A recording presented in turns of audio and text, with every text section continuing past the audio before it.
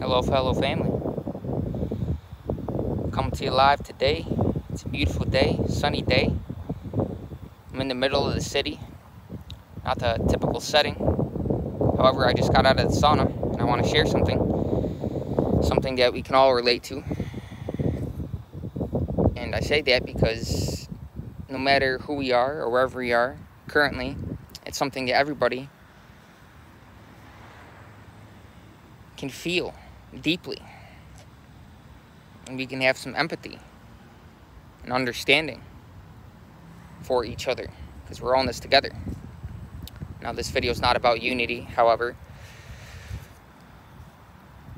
one can easily see that as the video progresses, the importance of understanding things in terms of unity and connection.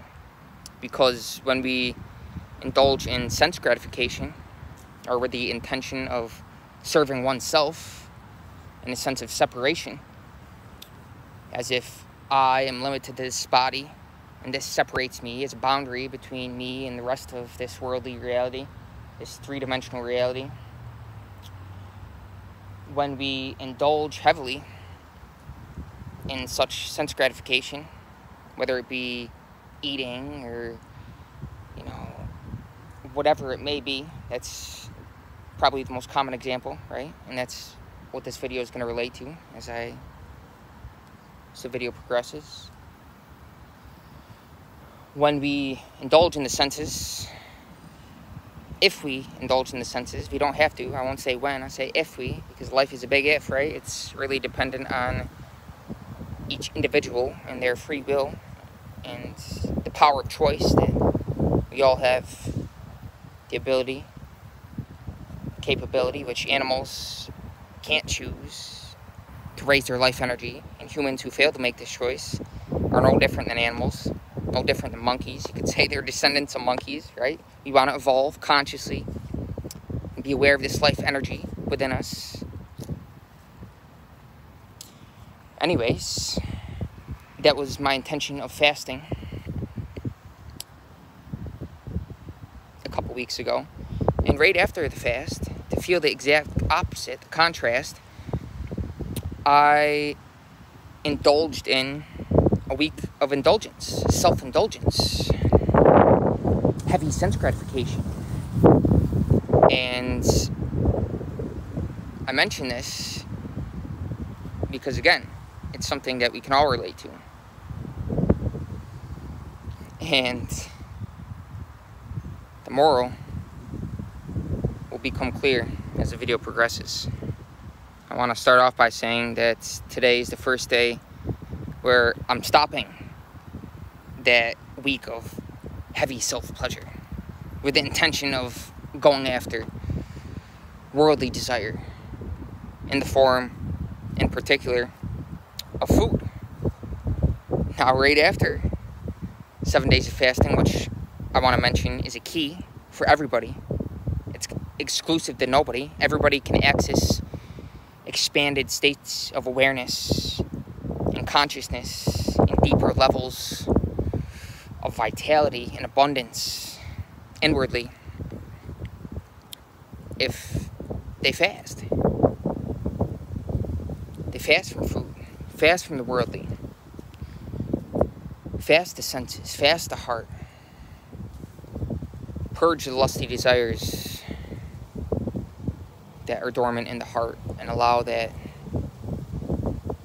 other energy, it's not material energy, you could say it's spiritual energy, allow that spiritual energy to flourish within us as a result of detaching ourselves from the worldly reality and the false promises of the senses, saying that, oh, you're going to feel so good after this.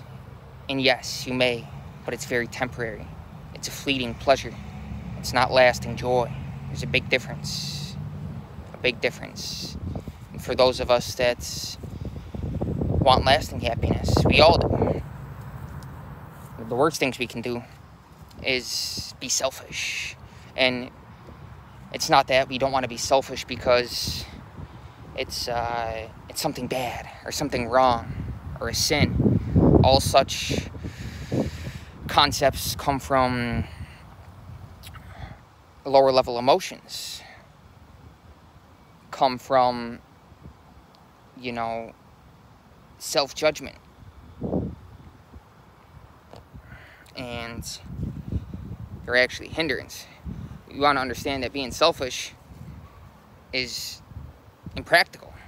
It's too costly. It consumes too much of our energy. So we can see it that way. It delays our goals. So that's why we shouldn't be selfish. Not because it's bad or sin or immoral or any of these things. It's just impractical. And this week of purposeful self-indulgence and indulging in senses has really allowed me to realize this. Now, I did before, but an exact contrast to the fast, right after, like a week of fasting and being in expanded states of consciousness as a result of that fast, and then going right into self-indulgence, eating a bunch of pizza and ice cream and Mexican food and Chinese food and Italian and all these things that I've been denying myself for years. You know, anybody who wants to create something in the world of value for other people and to share themselves with the world denies themselves of simple pleasures that other people enjoy frequently or may even be addicted to, for just being honest, right? And I mention this because I can see how easy it is to form addictions, because I had ice cream 6 out of the 7 days of the week of indulgence, and today's the first day after that week where I'm cutting myself off back into the ascetic lifestyle, which I say lifestyle because it's become automatic at this point. However, after the week of indulgence, I can really see how easy it is to become a slave to the body, to become a slave to material energy, and to perpetually indulge in our animal propensity, to have our attention be constantly directed outwardly into the worldly reality, into indulging in the senses, the 5 senses, sense gratification. And I can see how easy that is, because even just after a week of indulging in myself heavily, and again I say it's consciously, purposefully, with the intention of wanting to experiment and really become more aware of myself, you could say myself, right? Subjective reality, and because I'd never done something like that before. So I did it with the intention to evolve and to understand and have empathy for others who may feel like they are trapped. We've all felt that. Whether we feel it now or not, we can all relate. We've all felt addictions. You may be addicted to something now. If you can't go without something, or you think you can't, really you can. And I'm here to tell you can. That's where fasting comes into play, and that's where fasting is a key. Because it allows us to realize we can, not just intellectually, but to put it into practice, to realize it actually. But if we think we can't overcome something, or if we feel that we're addicted to this, and, you know, I can't overcome, we really want to think in terms of I can, and that'll actualize. We want to be aware of our thoughts, and to not just be automatons doing the same thing day in and day out. If we think we can't go without something for, let's say, a week or even a month, you have to have your monthly glass of wine, and it's really an addiction. anything you feel like you have to have or you can't live without, it's an addiction. That's just being honest, right? And most of us, if we're to be honest, have at least one thing that we feel like we can't live without, whether it be another person, whether it be food, whatever it may be. Those are probably the most common examples. Food is a big one. But life, in its pure essence, is not dependent on physical substance. We want to understand this. What we can call God, a transcendent frequency, that which gives us life, is not food. Although food, matter, God is in all matter. This energy that we can call God is in everything, penetrating, sustaining, and maintaining the entire physical cosmos. There is also a non-physical dimension, and we can access this through fasting. And the biggest hindrance to realizing this state of awareness or consciousness, we can say God consciousness, right, is self-indulgence. To be constantly conscious that everything around us is the abundance of God manifest in this earthly creation, is what we can call God consciousness, where there's no separation.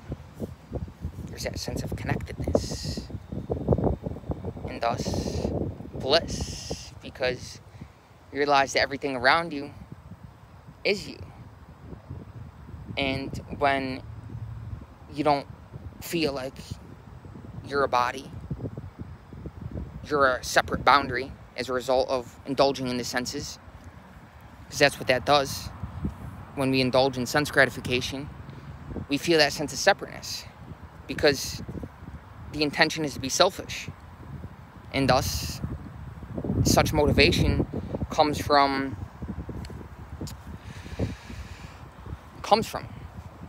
the feeling of separation. It comes from an identification with the body, identifying with this one, as if this one is separate from everything around it. And we don't just want to understand that everything is connected consciously. We want to actualize that sense of unity. We want to witness these expanded states of awareness for ourselves, and not just go off the back of somebody else and their teachings and what they have to say. We want to realize this for ourselves, and we can do this through certain practices that help us check that selfishness and sense gratification, sense indulgence, temporary passing pleasures, whether it be sex, hence where semen retention comes into play, or whether it be indulging heavily in food, gluttony, hence where fasting comes into play, whether it be indulging in any of the senses, really, hence where meditation comes into play, forces you to be in the moment, to simply sit and enjoy the bliss of it, the bliss of existence, as we express as this pure, potent, and powerful human entity, this physical entity, which ultimately is transcendent to this physical reality. And that sense of transcendent reality, we can feel that continuously as a result of overcoming ourselves consciously and rising that life energy, overcoming our animality, which, again, we can all relate to. And that was the intention of this week of indulgence, to kind of bring myself back and to become grounded again, because after fasting, you really you try to be in the world after a certain amount of days of fasting. It's kind of like you feel like you don't belong almost, like around other people, because they're treating you like you're a body, and they're talking to you like it just there's not that sense of relatability. So hence where balance comes into play. Hence where maturity comes into play. Maturity is balance. We don't want to be in the fasted state all the time, because, we have work to do in the world, whatever our purpose is. And we want to fulfill our destiny and what we're here to do. and why we're incarnate in this physical form right now. We want to understand that we all have a purpose, and our purpose is not sense indulgence. Our purpose is to uplift and help other people, ultimately. Now, we could say the wanting or yearning to help other people itself comes from judgment. But if there, wasn't any judgment, then who would we be able to help? So, at the same time, there's a difference between feeling like you need to help, like you need to change the world, as if it wasn't already perfect the way it is, and from a surrendered understanding that you want to be helping others from a surrendered state, from a state of understanding that ultimately nobody really needs help because you've surrendered the world to God and understand that the plan is perfect, that you as a separate entity don't need to control it, and even if you want to help it, ultimately it really needs no help. But if you still want to help and you understand that, then the intention or motivation is pure. But if you feel like you need to help, you have to help, you got to change the world because it's imperfect, then that comes from a different motivation altogether. So we really want to explore our own motivations. And again, my motive for this week of indulgence, that's really the intention of this video, was to explore different subjective states and this personal experience, we can call it, as a result of consciously going on this weekend's supersize me, we could say. And man, today's the first day after, and I'm feeling like I want an ice cream cone. Seriously, so I can understand the addictions. I really can. And it's not something that I'm willing to ever do again. I'm never eating like I did this week again.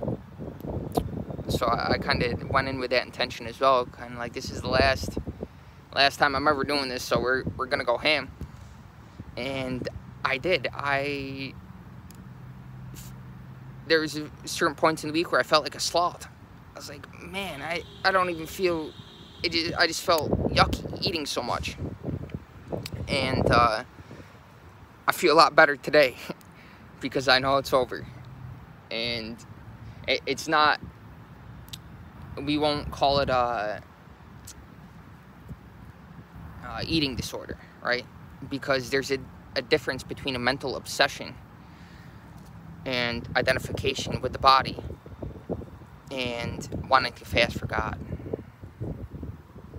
Wanting to fast because you understand this life energy within you. It's beyond physicality. And to feel that clear, open connection. You won't even say to embody it because it's really beyond the body.